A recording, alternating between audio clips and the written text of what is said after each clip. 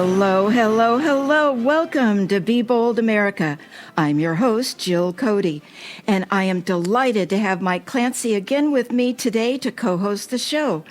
Mike is a frequent lecturer on the climate crisis and is the current chair of the Monterey County chapter of the Citizens Climate Lobby. Mike also serves on the question review team for the annual Leon Panetta Lecture Series. He's the former scientific and technical director of the Navy's Fleet Numerical Meteorology and Oceanography Center in Monterey, and a recipient of the Navy's highest civilian award, the Distinguished Civilian Service Award. Welcome back to co-hosting Be Bold America, Mike. Oh, thanks, Jill. It's great to be here. This is one of my favorite things to do. Oh, it's one of my favorite things, too, and especially when I have you in the studio. Well, thank you. Mike, you have also joined me during a KSQD pledge drive, so as you know, we'll be taking a couple of breaks to let our listeners know about the great music and talk programs KSQD brings to the California Central Coast and podcasts. Well, you know, Jill, we're so lucky to have this community radio here, and it doesn't happen by itself. It takes support from the community, and that's what the pledge drive is all about, so I'm really happy to be part of that. People think the community radio is free to them, but it's really not free to produce. Exactly. It takes $16,000 a month. That's right. So people can listen for free, but it takes that amount to run it every month. So, Mike, why don't you introduce our today's program? Okay, our program today is in honor of Earth Day, and it's titled Preventing and Healing Climate Traumas, Building Resilience and Hope in Communities. The climate emergency is often described as a wicked problem, one that results from numerous factors that interact in new and surprising ways to defy standard solutions. The pervasive distresses and traumas it generates are also wicked problems that cannot be resolved through conventional clinical treatment services targeted to individuals. Rather, facing our climate future will require entire neighborhoods and communities to be engaged to prevent and heal the distresses and traumas generated during the long climate emergency. If whole community initiatives are launched throughout industrialized nations and worldwide, the indomitable human spirit and capacity for resilience can be activated. We have big things to do, Jill. We do. Why don't you introduce our bold guest? I'd be honored. Bob Doppelt founded and coordinates the International Transformational Resilience Coalition, a network of mental health, social service, disaster management, climate, and faith organizations and professionals. He's trained in both counseling psychology and environmental science and has combined the two fields throughout his career. Bob is the author of a number of books on the interface between individual, group, community, and social resilience and change and ecological regeneration. His newest book is Preventing and Healing Climate Traumas, a guide for building resilience and hope in communities. Bob also writes for Psychology Today, and those articles and his books may be found at itrcoalition.org. ITR is short for International Transformational Resilience Coalition. Due to his many years of work, in 2015, Bob was named one of the world's 50 most talented social innovators by the World CRS Congress. Welcome to Be Bold America, Bob. Well, thank you, Jill. It's a pleasure to be here, and thank you, Mike. I'm very happy to join you both. Well, we're delighted that you're here. Bob, you began your book discussing climate overshoot. Could you tell us what that is and what the drivers are? And also, I'd never heard of the bathtub analogy to explain the dynamics. Yeah, that's a very good question. Thank you. It's a good place to start. Let me actually put this into the context that, this decade, the next 10 years, is going to be the most important in human history. And that's because either we transform to an ecologically regenerative society, or we're going to see human civilization unravel because of climate overshoot. And what this means is climate scientists have said that when temperatures rise above 2.7 degrees Fahrenheit, above pre-industrial levels, we're likely to see tipping points exceeded in different aspects of our ecology and biodiversity and climate systems that are irreversible, or we believe are irreversible. And we are now at that period of time. In fact, this last year, 2023, was the hottest year on record, where temperatures rose, global temperatures rose by 2.7 degrees Fahrenheit above pre-industrial levels for an entire year. And that trend is continuing. Last month, March, actually 2 months ago, was the hottest ever. So we're seeing temperatures rise. So we're overshooting the limit that many climate scientists said is really key to keep us below. So we really have a tremendous challenge ahead of us to make sure that the temperatures will continue to rise some, but make sure we control it, and then over time bring temperatures back down to manageable levels. And the bathtub analogy, explain the dynamics. Yeah, so one way to think about this is that when a bathtub gets too full with water, it overflows. So the faucet keeps running and fills the bathtub with water. That's what we're doing with greenhouse gas emissions. We keep putting more into the bathtub. The bathtub has risen. Now it's starting to overflow, and that just creates more and more problems. So we've got to turn off the faucet, just like you do in a bathtub, those greenhouse gas emissions, but it's actually more than that. We also have to regenerate our ecological systems and regenerate biodiversity around the globe. All those three things have to happen to get the bathtub to stop overflowing.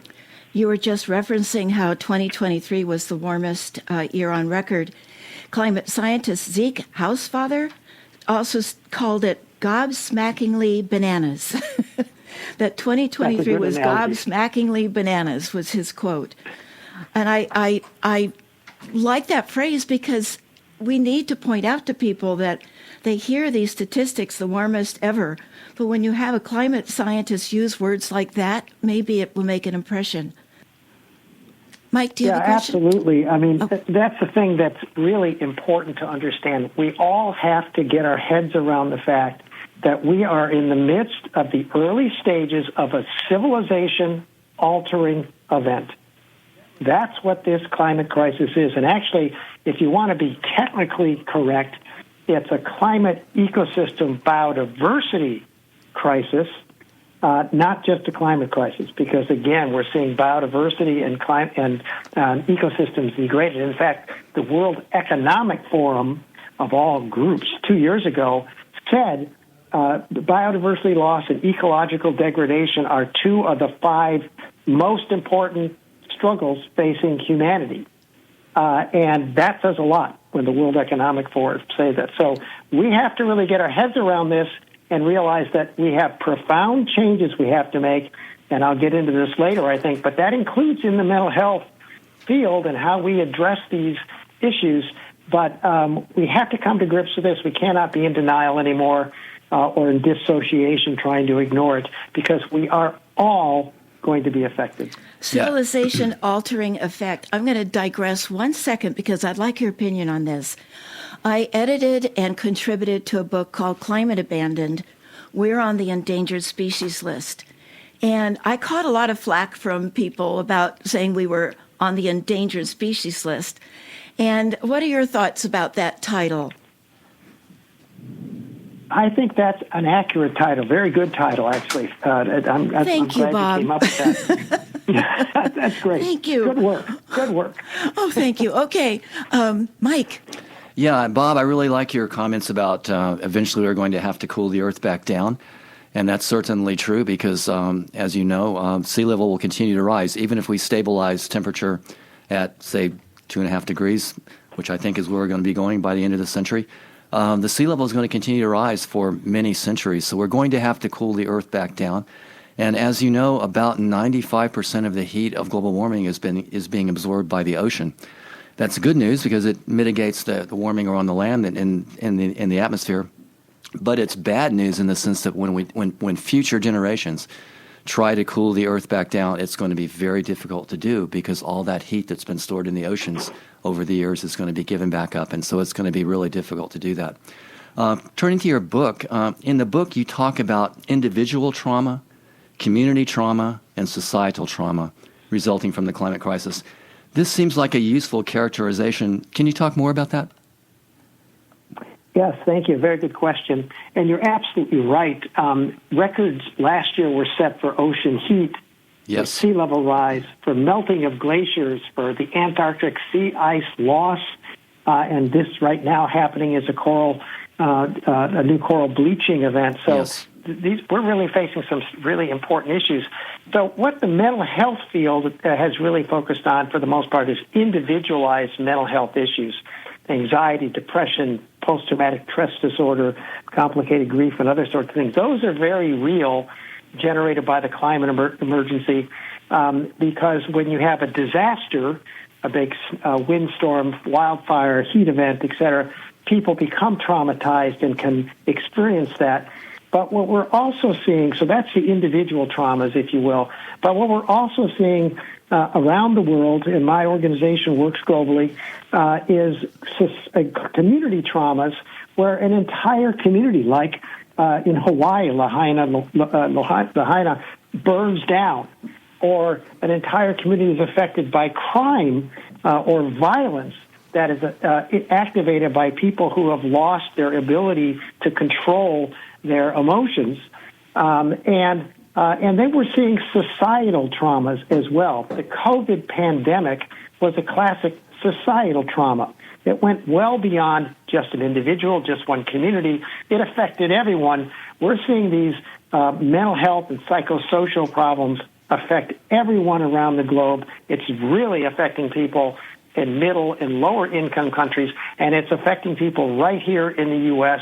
and in California because of the stresses that are being caused. We call them toxic stresses, severe stresses that many people can't connect with the climate emergency, but are actively being activated by what's happening in the climate ecosystem biodiversity system that I've been talking about. Yeah, and along those lines, you also refer to, in the book, to transformational resilience. Can you tell our listeners what you mean by that and why it's so important? Yes, very good question. Often when we think in the mental health field, people talk about bouncing back as being resilient, but that's not really helpful when we talk about the climate emergency. First of all, in many cases, after a major disaster that is mixed with these toxic stresses that people are experiencing, there is no bouncing back or returning to previous levels. That's just not going to be possible as the climate emergency worsens. And just as importantly, many people don't want to return to previous conditions after a disaster or after a serious toxic stress because they weren't so great in the first place. Those conditions, and many of those conditions in our communities are what are causing the climate emergency. Massive consumption of resources, et cetera, et cetera. So what we really want to do is help people learn how to use adversities of all kinds as catalysts to find new sources of meaning, purpose, and hope in life. That's, in psychology, it's called post-traumatic growth or adversity-based growth. That's what we might mean by transformational resilience. It's using the adversities generated by the climate emergency to really increase our sense of well-being as we dramatically reshape the way our communities and our economy and our energy systems work so we can bring temperatures back down to manageable levels down the road. Go ahead, Bill. So, Bob, you opened this interview with saying the next 10 years are the most important in history.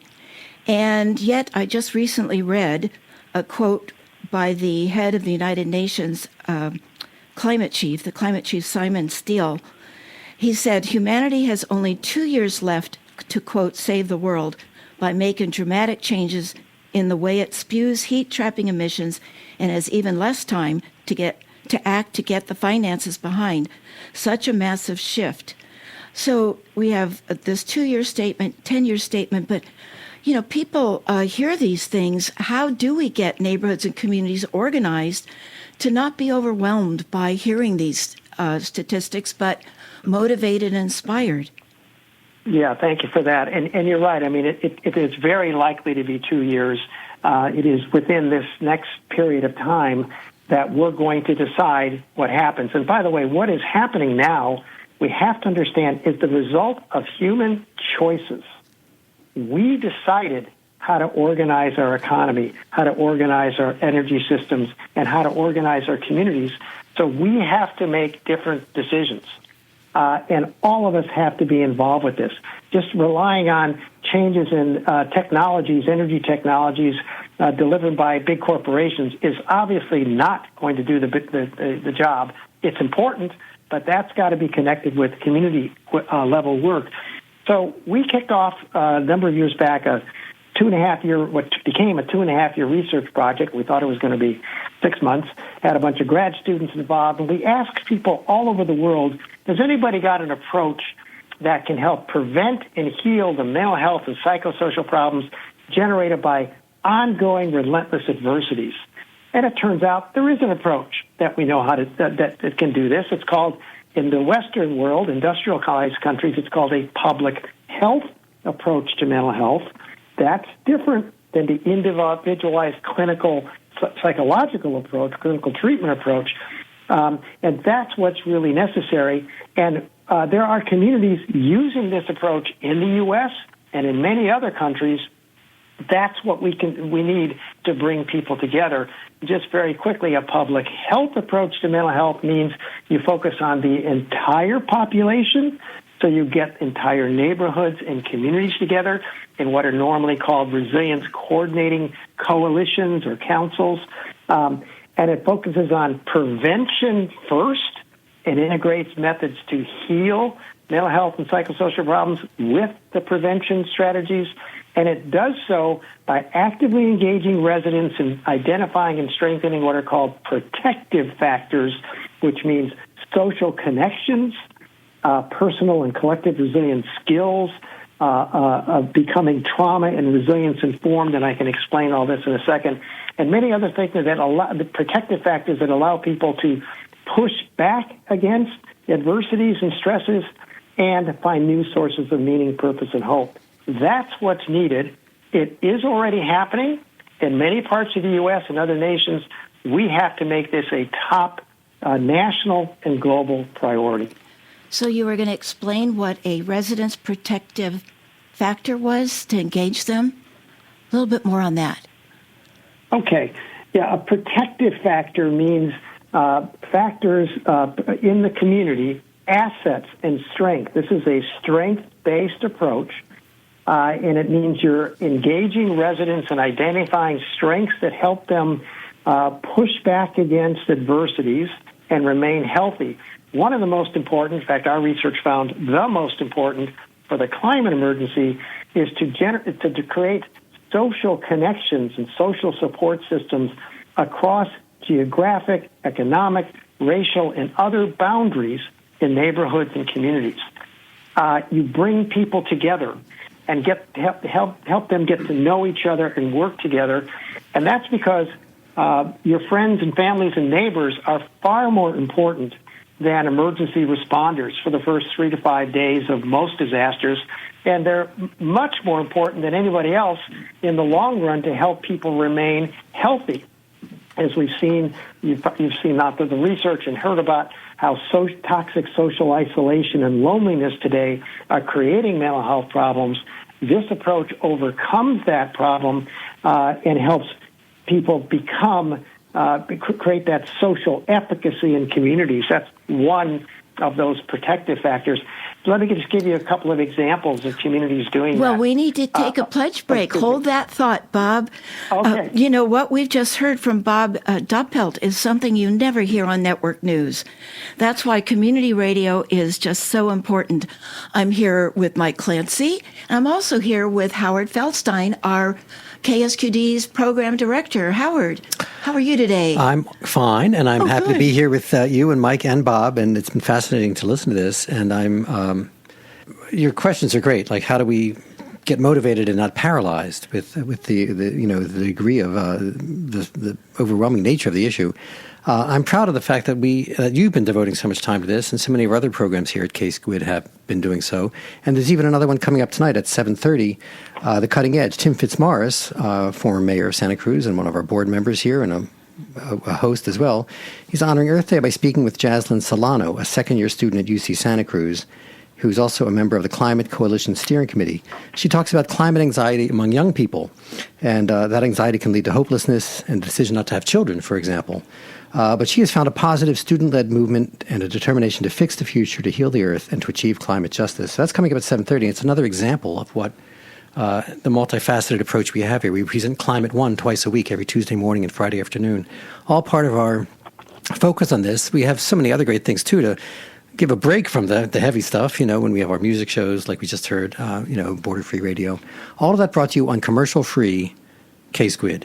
We are listener-supported. And that's right. We are not funded by corporations. We're not funded by universities. We're not funded by the federal government at all. We are 100% supported by our listeners and by our community.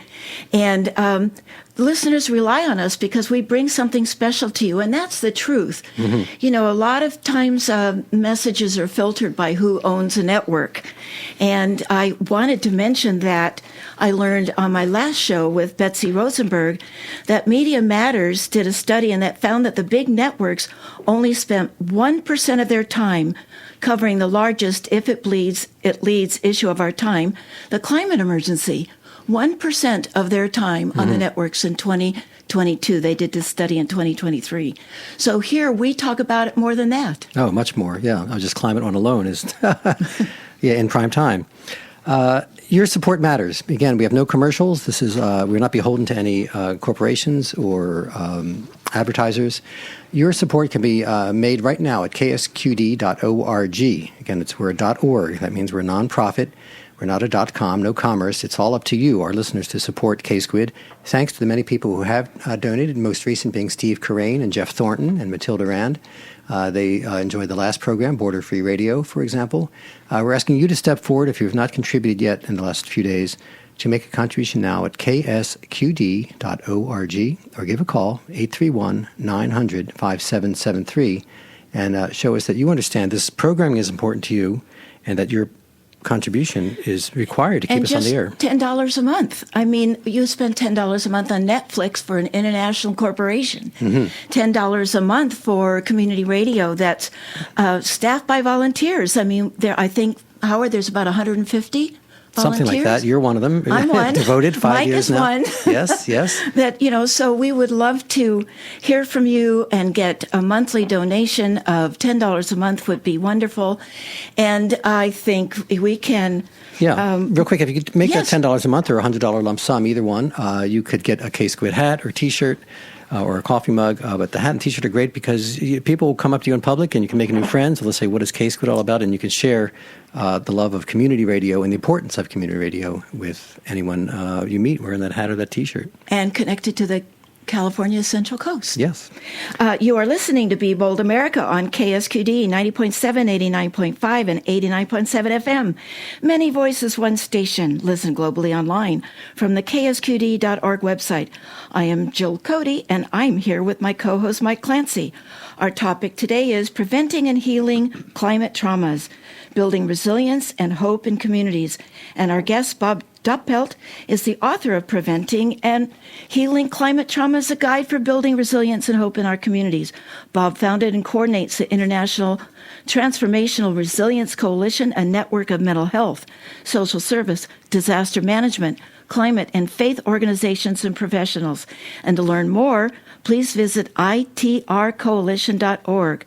Now, Bob, I interrupted you for our pledge drive, so please continue. Well, I will. Thank you very much. But before I do that, I just want to also let your listeners know how valuable it is to have community radio. It's just wonderful that you're doing this kind of show and the other shows you do. It's just something that many other communities don't have. So just thank you for doing all this work that you folks do. You're welcome. Thank you. let me jump into the question you brought up, the issue about climate anxiety. That is a very pressing issue within young people because they're worried about their future. And it's a concern among many adults about what's going to happen with their children. But we have to realize, what we have to get our heads around is that transformation is possible. And that is because it's usually only a crisis, and a major crisis, that ever activates significant transformational changes. Again, it's a human choice to do that. And right now we're allowing corporations and Wall Street and others to determine, to sort of set the cultural norms and policies that prevent change, but we can overcome that. And through time, humans have made dramatic changes in fairly short order. We don't think about it much. We don't remember that. But one way to think about it is when World War II finally got underway, the U.S. transformed its economy, almost completely transformed it in a matter of months to just providing what was needed to address the needs of the war. And corporations that refused to go along and do that were nationalized by the federal government so that they would do that. So we have done we have made those major changes before. We can do it again now. I'm not sure in the same way as we did at that point in time in World War II, but we can make the changes, but we have to be clear about what we're trying to do, what the problems are, and what our solutions are. That's the key. Get clear that, and from my perspective, one of those key solutions is to organize resilience coordinating networks and communities to prepare humans for what is speeding our way and to engage them actively in solutions. That is inspiring. Mike, you have a question? Yes, I do. Bob, you've talked a lot about bringing people together to achieve community-wide solutions, and you talk about that in the book, of course. And that's absolutely right on target. I heartily agree with that approach. But is it possible to achieve the community-wide solutions for dealing with climate trauma that you talk about in the book, given the enormous political divide that grips our country? How do we come together on this issue when we seem to be living in two vastly different realities, driven to a great extent by where we get our news? Yeah, excellent question. And that is an issue that all these groups struggle with. Actually, before we took the break, I was going to talk about Abundant Community Edmonton in Edmonton, Canada. I'll do that very briefly. They go around, and this is run by the city, actually, and they identify and train what they call block connectors, a person on every block, in how to knock on every door, interview every person, find out what they're interested in, what their concerns are. They put all that information into a database. They send it out to everybody. And so people who like to do woodworking find that, 3 blocks away, somebody else does woodworking, and they get to know each other, and they start doing it together. People who like to walk dogs or cats or whatever at 6 in the morning before they go to work find that somebody else does it, and they start to do that. And they found this to be a very powerful program to build social connections. And when they do that, and there's many other community-based initiatives around North America, and I can talk more about some others in a second, when they do that, they find that when you're talking to people about practical issues in their lives, it takes a while, it takes practice, but you can overcome the political divides. You don't worry about that. You don't deal with those. You talk about real practical issues that people are dealing with, and you share how you're feeling about it and how you can deal with that. And often that is really a very powerful way to overcome what appears to be tremendous political divides. Well, Bob, you just warmed my heart because I went to the University of Alberta in Edmonton, Canada for a while. And it's so nice. Yeah, and so nice to hear about block connectors because I've often wondered myself, how can I connect with other people that like to walk their dogs and I love that idea. And one thing I wanted to ask you about, too, a little bit more, your Psychology Today article on communities are medicine. Obviously, the block connectors are part of that. Can you just say a little bit more about communities are medicine? Yes, and thank you for that question. we do feel like we're, especially in North America, but also in other parts of Europe and in many other countries, this lack of social connections, this toxic social isolation and loneliness is really profound. But it is when people come together in their neighborhood, in their community, and start to work together, form these resilience coordinating networks, that people overcome those issues. And they find ways to support each other and help each other in many other ways. And when people engage in what you could call pro-social activities, that is helping someone else in some way, even knowing that somebody else needs a ride downtown to get groceries or somebody else needs help fixing something in their house, those pro-social activities help other people, but they help us as much as they help the people we're helping. It activates a virtuous cycle in our brains and in our bodies, actually, so it's a very powerful. And that's what community as medicine is about. It's about in community members coming back together, using social media for a positive outcome, like making those social connections, helping people know, oh, here we can get engaged with this group and that group, not the negative aspects that are so prevalent today in social media. And it's community that is going to be the driver of transformation and the driver of political change as well. And we see that often, that it's communities that adopt the first policies saying we're not going to allow natural gas anymore to be used in our community or whatever it is. That usually resonates up to the state level, then that resonates up to the federal level. So it is community that is medicine, but we have to think about how do we get those community groups organized, and I can speak to that if that's helpful. Yeah, Bob, what about faith-based communities? In 2015, Pope Francis issued his papal encyclical stating that the science of climate change is clear and that the Catholic Church views climate change as a moral issue that must be addressed in order to protect the earth and everyone on it. And this was followed in 2022 by a report from the U.S. National Association of Evangelicals and urging action on climate change. What role can and should faith-based organizations play in helping people cope with climate change anxiety? Great point and good question. Obviously, spirituality and faith organizations will play a very, very vital role in this.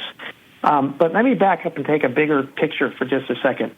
When I talk about a resilience coordinating network, what I mean and what we see in many places around California and other places are groups that are composed of grassroots leaders, neighborhood leaders, civic leaders, YMCA leaders, et cetera, youth groups, education, faith and spirituality leaders, public, private, and nonprofit leaders, business leaders. They all come together into a multi-sectoral group. And they learn about what a public health approach means with those three basic principles I quickly went over. And they design and implement strategies and continually evaluate them and improve them to make sure that everybody is able to engage in, for example, activities that create more social connections or becoming more trauma and resilience informed, meaning they understand when they're distressed, what's happening in their body, minds, and emotions, and how to control and self-regulate themselves. So those groups come together to do that. So when it's more than just each of these populations or each of these communities doing it on their own, it's more than just the faith community or spirituality community working with their members. It's them joining with other groups in the community, and they get to know each other, they learn other things about each other, and they make sure everyone, all adults and all children in the community are engaged in these activities. So I think faith and spirituality communities are vital to be engaged in this, but they should be part of a much larger community-based or population-based initiative that research and ample experience shows can have profound transformational effects. Excellent. Thanks for that. Bob, climate change denial is still rampant in parts of our country and certainly in the Congress. The current Speaker of the House, at least for another couple of days, and the presumptive Republican nominee for president are both dyed-in-the-wool climate change deniers. Does the prevalence of climate change denial in our country and among our leaders amplify climate change anxiety? If so, how do we deal with that? Yeah, that's another very good question. Thank you.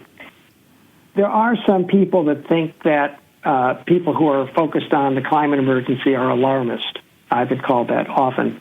But this view is really based on denialism and what in psychology is called dissociation, trying to distance themselves from an issue.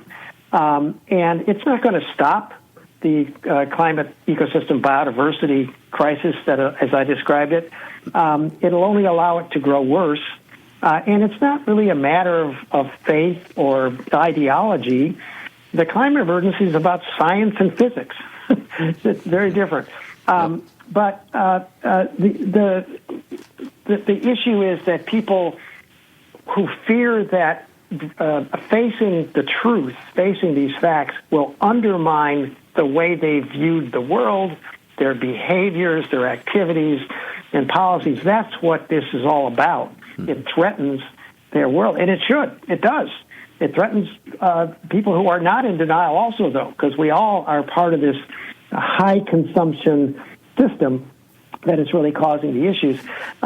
So I think the key is just to acknowledge, first of all, try to understand where those people are coming from, have a conversation with them, and get to know them rather than starting off with an ideological battle, and see if you can just tap into some connections that make sense between you, that you have in common, and go from there. I will say we work in Congress, my organization. We have a federal bill, the Community Mental Wellness and Resilience Act. It has been introduced in Congress. It's a bipartisan bill. We have number 3 co-sponsors from the Republican side, which is almost unheard of today. And I know that not all Republicans are in denial, but they are frightened of saying anything because of the attacks they get from others in their party. Yeah, but I think if we can help people deal with that issue, you're going to see a lot more support in the Republican Party. Yeah, it's very unfortunate. I can just imagine being a young person who worries about their future and looking to their senior leaders in Congress who are saying it's not really true, when in fact the young people really understand that it is true. Bob, how important is joining a climate advocacy group like Citizens Climate Lobby, for example, or taking personal actions to reduce one's greenhouse gas emissions for coping with climate change anxiety? I think that, again, a very good question. Thank you. I think any way in which people can engage in activities that help improve our situation is very positive. I think we have to, I just encourage everyone to have get clear about what hope means. Hope is not wishing for something that seems impossible, and then when what you're wishing for doesn't happen, you can become very depressed. And so when you're doing advocacy, I encourage everyone to sort of look for very practical steps you can take, and that's what you focus on. So your activities in your own household, in your community, might reduce greenhouse gases by 10% or 15%, but they still might go up globally. And that can be distressing if that's what you're hoping, that you're going to solve the climate crisis. But if you just focus on your own activities and stay focused there, you can stay hopeful that if I can do it, many others can do it, and people can really stay engaged. And we see that all over the country in the groups and communities we work with, where engaging people in activities where they see real progress on the ground in their community or in their state, that creates hope. We're speaking with Bob Doppelt, founder and who coordinates the International Transformational Resilience Coalition, a network of mental health, social service, disaster management, climate, and faith organizations and professionals. And also, our guest today, Mike, talked about transformation, and I think community radio could be a driver of transformation. And if we had resilience coordinating networks in the California Central Coast, we could be part of that network as well. Howard? I was struck by the same quote. I actually scribbled it down. Same note. I did too. I want to thank you for that, Bob. Community is the driver of transformation, and community can be the driver of political change. And we are community radio, so we are a hub of that. We are bringing voices like yours, Bob, and yours, Jill and Mike, to the broader community, and are also connecting the community, to one another, and bringing in other voices like the ones we'll have tonight on another program, and the ones we bring throughout the week on climate-related issues and other political issues. Some of them do seem daunting, but it all starts from the bottom up, is where change really happens over and over again. We hear that and know that and learn that from history.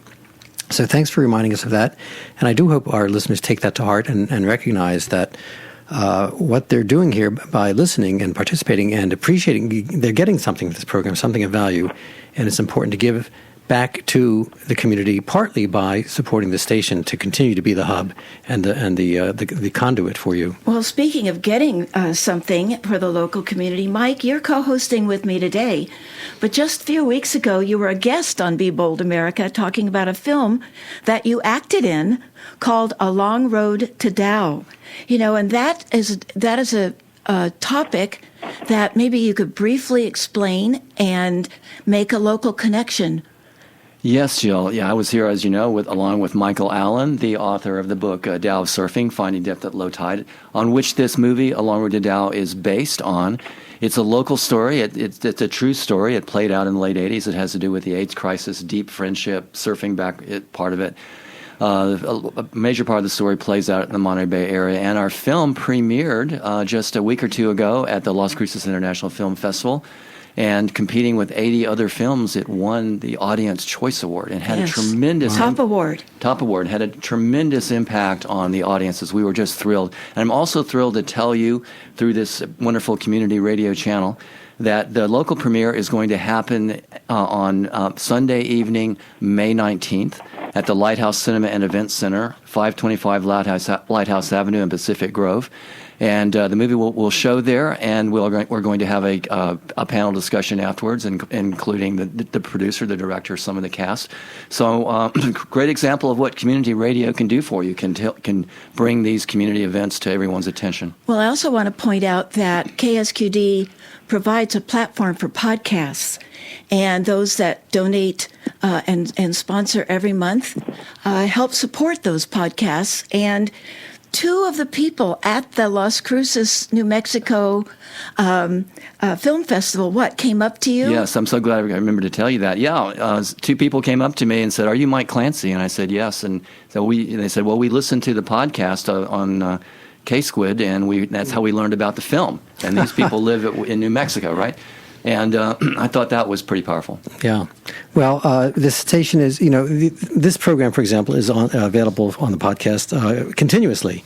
All of our shows have a short 2-week archive, but then all of our talk shows can be available indefinitely. And this is one Google, of them. Spotify, YouTube, yes, and everywhere. it's your support that makes it possible. We're talking to each listener to recognize the value of your contribution, the importance of your contribution. We have, we're trying to raise $30,000 this week in this pledge drive. It's just part of our annual budget of $190,000, which might sound like a lot, but for a 24/7 operation with 2 half-time employees, everything else goes to rent and tower maintenance and our equipment maintenance when something crashes. Your dollar is all channeled right into coming back to you in quality programming.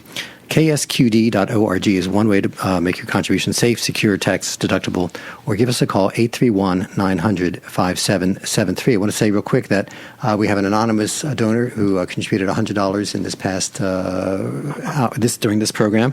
And we also have a challenge in place from Francis in memory of George Silva, who is willing to match. He's challenging you. He's donated $500 and is challenging you to donate whatever you can. He'll match that.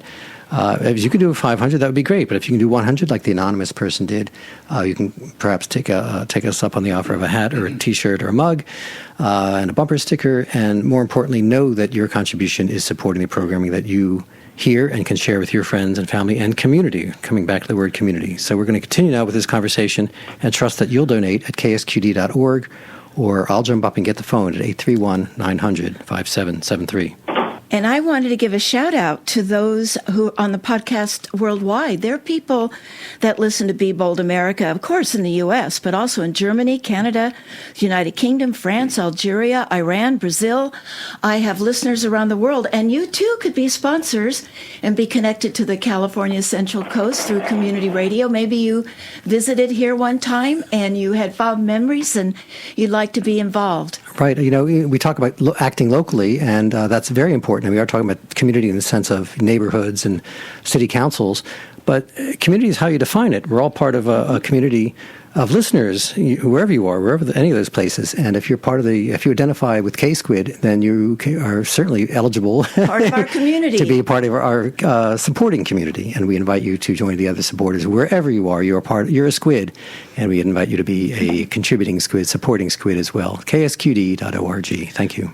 So we're going to be back to our guest in just a minute. If you'd like a friend to hear this interview, Be Bold America is on the podcast, Apple, Google, Spotify, YouTube, and other podcast platforms. And you can subscribe for free or listen on the Be Bold America page at the ksqd.org website.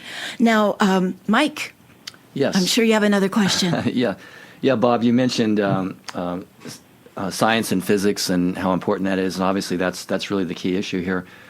Do you think a better understanding of the science behind climate change can help ease climate change anxiety among people? Well, that's an interesting question. Thank you for that. I think with some people, a better understanding can help, but I think it's also just as helpful to just talk with people about how they're feeling about things, what they're experiencing. So when people are experienced a disaster of some kind or a serious adversity, you just ask them, how do you feel right now? What's going on with you? And then you share how you feel about that too. And then maybe if you've experienced something like that or know somebody who's experienced something like that, you can share how they dealt with it. And the other person might say, oh, yeah, I hadn't thought of that. Maybe I can do that. So I think sort of tap into what's going on within people, where they're at, what they think about science and physics might be something that resonates with some, but not with others.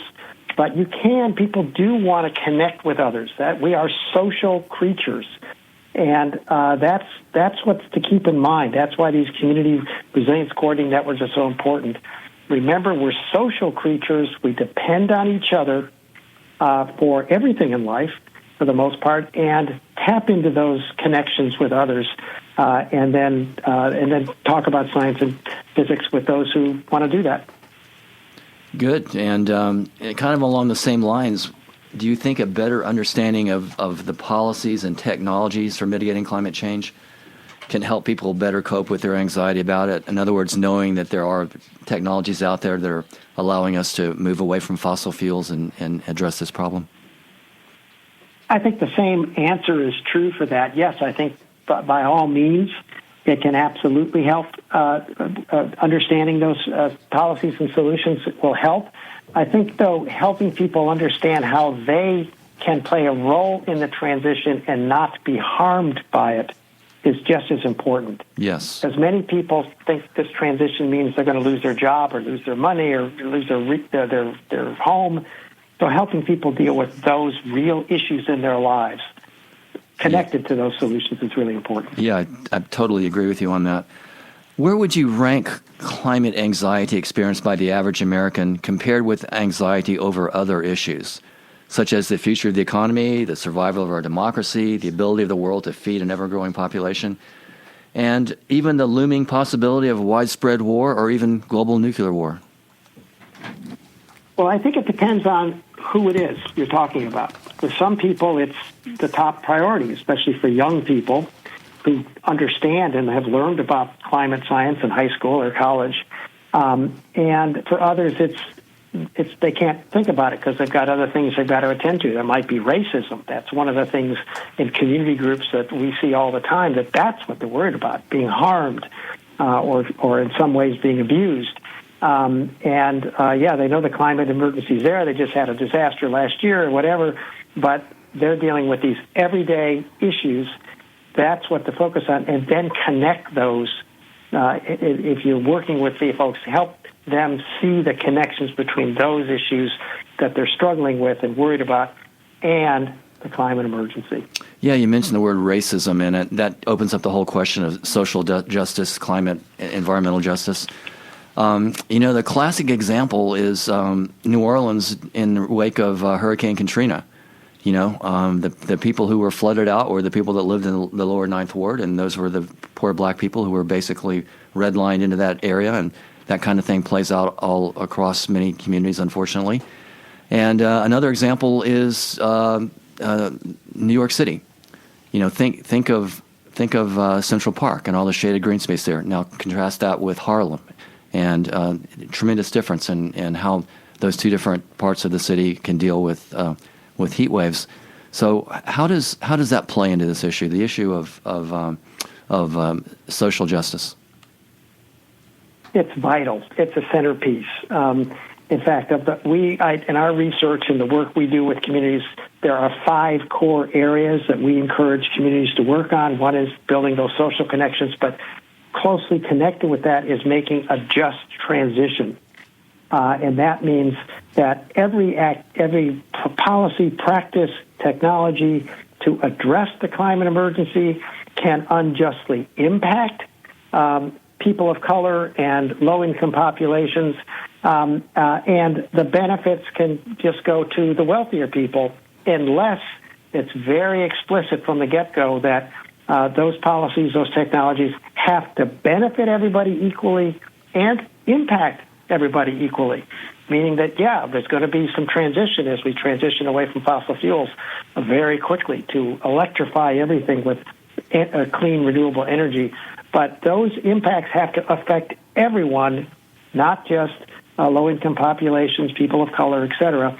That's what a just transition means. We will not successfully make the transformations that are necessary to deal with the climate, ecosystem, biodiversity crisis unless it is a just transition. You're listening to Be Bold America on KSQD 90.7, 89.5, and 89.7 FM. Many voices, one station. Listen globally online from the ksqd.org website. I'm Jill Cody, and I'm here with my co-host, Mike Clancy. And our guest today is Bob Doppelt. And Bob, in these last few minutes, I'd like to ask our guests, you might have for us, to keep stop doing, start doing as they relate to what we've just been talking about. Our future depends on it. Well, those are very good questions. First of all, the keep doing is where you have good social connections with other people in the community. Try to keep doing that and broaden them. And if you don't have those connections, start doing that. Start to get involved with others and try to build a resilience coordinating network, even if it's at your neighborhood level. Start small, 3 to 5 people. And at the same time, take a look at your own practices, your own lifestyle. How are you using fossil fuels? Is what you're purchasing and what you're doing degrading the natural environment, harming ecological systems and biodiversity? And stop doing those to the extent that you can, and do it quickly. So I think it's really getting together with others and then doing those same kind of things, trying to figure out what you can stop, but what you can start to do, how you can help your community make this really important and doable transformation into a regenerative community. Maybe start becoming a block coordinator or starting a resilience council in your community. That's absolutely right. Most of the resilience coordinating networks, North Carolina, the Healthy and Resilience Community Program, has 50 different community networks, resilience networks being formed. West Virginia has about 30 of them, and they're all in different phases. Some are just getting underway. Some are really making incredible progress. If you really want to look at one, look at the New Hanover County Resiliency Task Force in North Carolina, doing incredible work. And they all start with 1 or 2 people getting together, meeting for coffee or tea, saying, let's form this. We can do something different here. We can help transform our community. And that grew into really diverse, multi-sectoral groups that are doing really important and effective work. Everyone can start doing that all over California and any country in the world. Bob Doppelt, Thank you for being our bold and impressive guest today. Again, you may find Bob's books and his Psychology Today's articles, such as Communities or Medicine, at itrcoalition.com. Thank you so much, Bob, for being our bold and impressive guest. Well, thank you for having me, and thank you for all the work you're doing with the community radio. It's just wonderful. What's next on Be Bold America? Please join us on Sunday, May 5th, when we will be discussing Side Hustle Safety Net, how vulnerable workers survive precarious times. Back in 1929, when the market crashed and the Great Depression began, Uber, TaskRabbit, and the gig economy were almost a century in the future. So why are the laws we use to protect the workers who power those businesses unchanged from 100 years ago? As we learned with startling clarity during the unprecedented economic upheaval of the pandemic, our social safety net legislation is divorced from how Americans on the margins survive today. We will have the honor to speak with Professor Alexandria Ravenel about how governmental policies have not kept up with the changing nature of how we work. And too many people, the forgotten jobless of the gig economy, who don't qualify for government assistance, are falling through the cracks. Please join Be Bold America on Sunday, May 5th at 5 p.m. for Side Hustle Safety Net. As a reminder, Be Bold America is available as a podcast. You may now listen anytime for free from your favorite podcast platform. And I want to thank Mike Clancy once again for co-hosting with me today. I couldn't have done it without you, Mike. Well, thank you, Jill. Great to be here. You're listening to KSQD Santa Cruz, KSQD Prunedale, Many Voices, One Station. Listen worldwide online at ksqd.org.